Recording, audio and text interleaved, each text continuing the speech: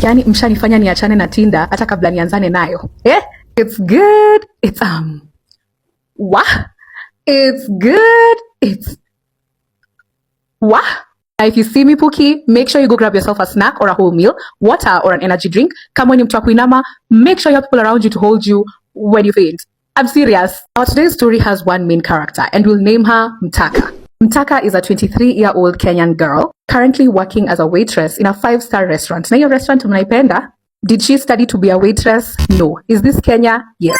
Now let's do a background check on Mtaka so that we can get to understand her and this story better. Mtaka was raised by both her parents, but the environment that she was raised in was not that conducive. And that environment was not conducive because of her father. She describes her father as someone who had or has toxic masculinity. He was the type of man that believed women are slaves. So you already know how that environment was. And for her, she could not take it anymore. The mom chose that life, but her, she said, no. So promised immediately she has her graduado, yani her graduation, she will get out of that house and she doesn't care how she survives. Atatoka tuende. After her graduation, that is when she was 22 years old, she fulfilled her promise and moved out of her parents' house and started living alone in a single room. Now she had confidence moving out because one, she knew immediately she moved out, she was gonna have a job. The salary ingeweza kucater for her bills, that is her rent, water, food, electricity, stuff like that. Na hii connection ilikuwa imetoka from a sneaky link that she had in uni and they were still talking. Cool, she graduated, got a job, but your job now, some of the staff had to train her so that akuwe perfect because the restaurant is strict to some point that ukiambiwa na the staff what happens there, utasema,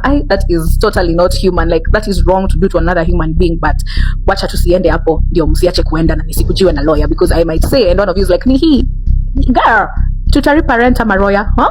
Cool, she became perfect at her job, but when she was working at that restaurant, she felt very, very bad. She says that every day she goes there for work, she feels like her job is draining her self-esteem, pole too, and it's killing her. You may ask, because of the girls that go to that restaurant and the type of lifestyle that they portray. So ata akienda kuchukua oda yao, anasikia aibu, like they feel like these girls don't know that she knows ball, it's just that she's doing work. Many of the times the girls there will disrespect her, some will be respectful, others lazima waambie usiongeleshe waitress hivyo, and that statement really pisses her off.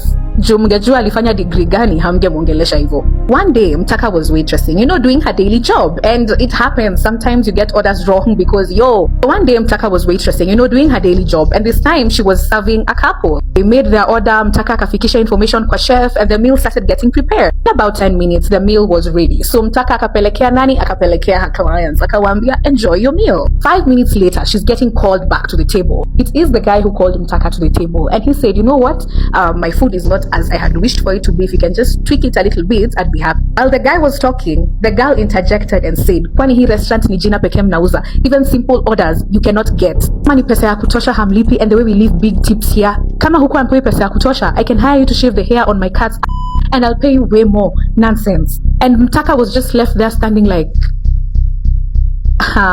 she left, went to the bathroom to cry. Another waitress picked it up from where she left na hakutoka the entire night. Of her colleagues walienda kumcomfort, kumwongelesha, they did work, hakutoka. Alitoka when it was time for the restaurant to close down and go home. She got home, hadi hakufikiria mara mbili. She went on TikTok, akaanza kusearch how to get a mubaba. Signs that the man I'm talking to is a mubaba. Apps I can use to get a rich man. How to talk, how to behave in order to attract a rich man. When I'm on a date, which wine should I say I drink so that he knows I'm familiar with wealth? You know what, girl? I ain't judging. I'm not judging, because if you've never Googled that or if it has never appeared on your FYP, then please, thank God. So akaona the most common app, let's say together, Tinder.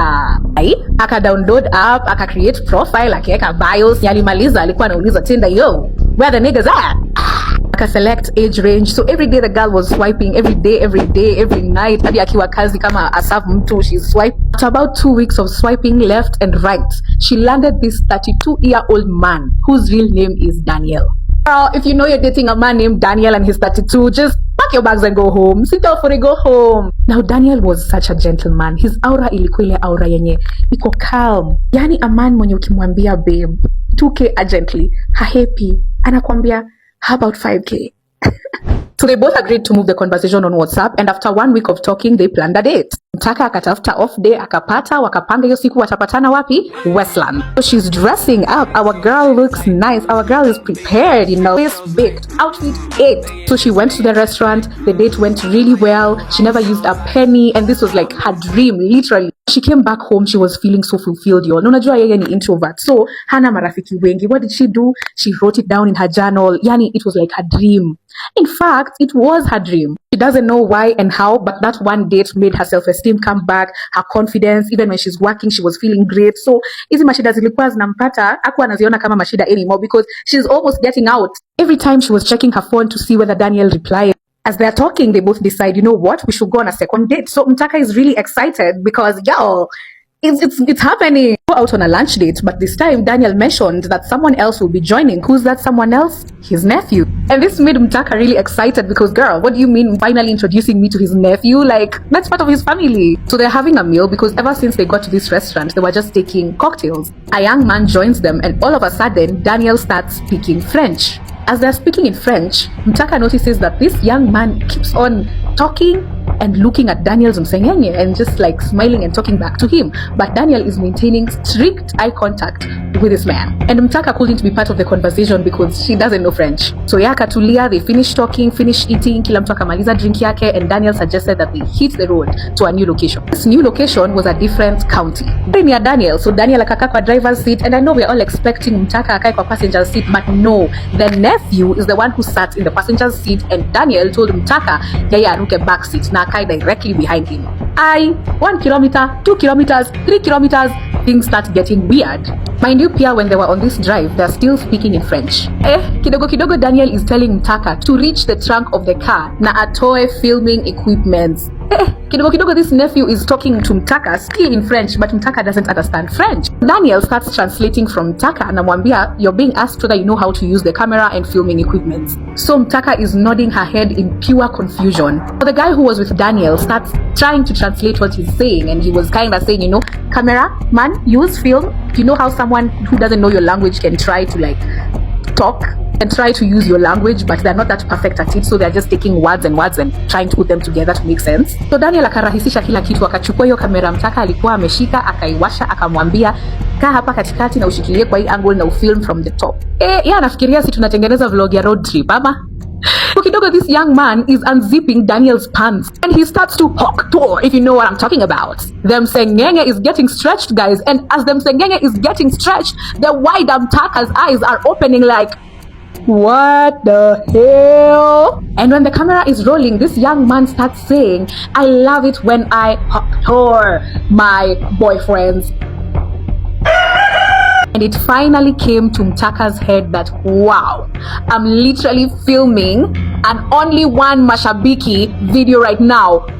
What? Mtaka says she couldn't move. In fact, hajawahi shikilia kamera bila kusonga hivyo. Yani, una vile zingine you might be recording your friend, you're moving the camera like this. She was like, after they were done, she asked to go back home. Wakam drop. Got home at about 8 p.m. and she kept on checking her phone, hoping that Daniel would have some sort of explanation for this. But hakumwongelesha until 2 days later when he sent her some money. And you might be thinking 50k? No, 2k. Na akamtumia a link to the video. And do you know what the title was? My boyfriend's side chick filmed us while having the seshi session in the car. And what was worse was when the video was edited, they added female sounds to the video. After she saw this, alikuwa tu anatafuta ukuta. If you know, you know. Because honestly, aliona akaishiwa na nguvu. And if you can tell, pia mimi nimeishiwa na nguvu. After Daniel alituma hiyo 2k, alimtext akamwambia that is not enough.